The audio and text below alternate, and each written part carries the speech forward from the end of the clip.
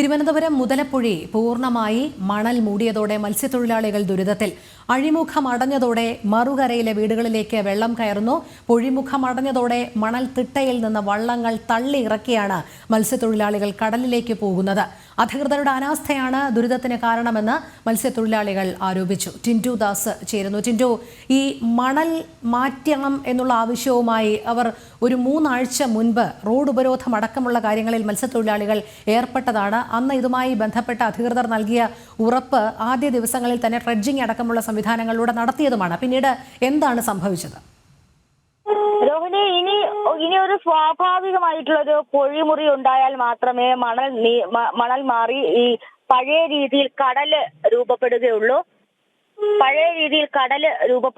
ഏതാണ്ട് 6 മീറ്റർ താഴ്ചയുള്ള കടലാണ് ഇപ്പോൾ ടൺ കണക്കിന് മണ്ണുകൾ അടിഞ്ഞു മൂടി അഴിമുഖം പൂർണ്ണമായി അടഞ്ഞ അവസ്ഥയിലേക്ക് എത്തിയിട്ടുള്ളത്.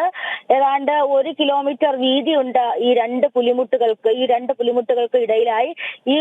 ഈ രണ്ട് പുലിമുട്ടുകൾക്കിടയിലുള്ള ആഴം കൂടിയ അഴിമുഖത്ത് കൂടിയാണ് മത്സ്യത്തൊഴിലാളികൾ കടലിലേക്ക് പോകുന്നത്.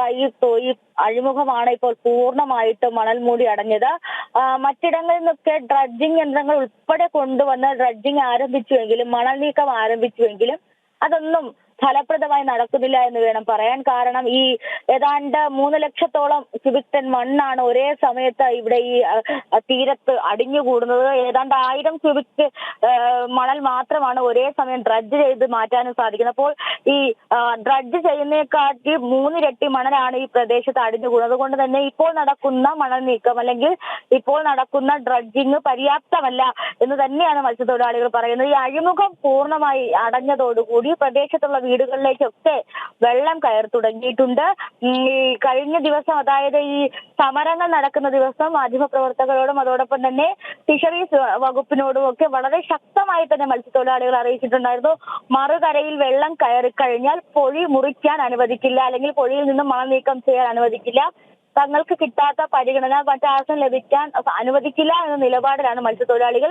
മറ്റൊരു പ്രധാനപ്പെട്ട കാര്യം, ഈ മുതലപ്പൊഴിയിൽ അഴിമുഖത്ത് നിന്നും മീൻ പിടിക്കാൻ പോകാൻ പറ്റാത്തതായതോടെ ഈ മത്സ്യത്തൊഴിലാളികൾ മറുകരകളിലേക്ക് പോവുകയാണ്. കൊല്ലം, നീണ്ടാകര പോലുള്ള പ്രദേശങ്ങളിലേക്ക് പോയി നിന്ന് മത്സ്യബന്ധനത്തിന് പോകേണ്ട ഒരവസ്ഥയാണ്. അപ്പോൾ വലിയ രീതിയിലാണ് ഒരു ദുരിതം, അത്തരത്തിലുള്ള ഒരു ദുരിതം തന്നെയാണ് ഒരുപക്ഷെ മുതലപ്പൊഴിയെ സംബന്ധിച്ചിടത്തോളം ഉണ്ടായിട്ടുള്ളത്. എന്തായാലും ഈ പ്രദേശത്ത് ഇപ്പോൾ മണൽ മൂടി പൂർണ്ണമായിട്ടും അഴിമുഖം അടഞ്ഞിട്ടുണ്ട്.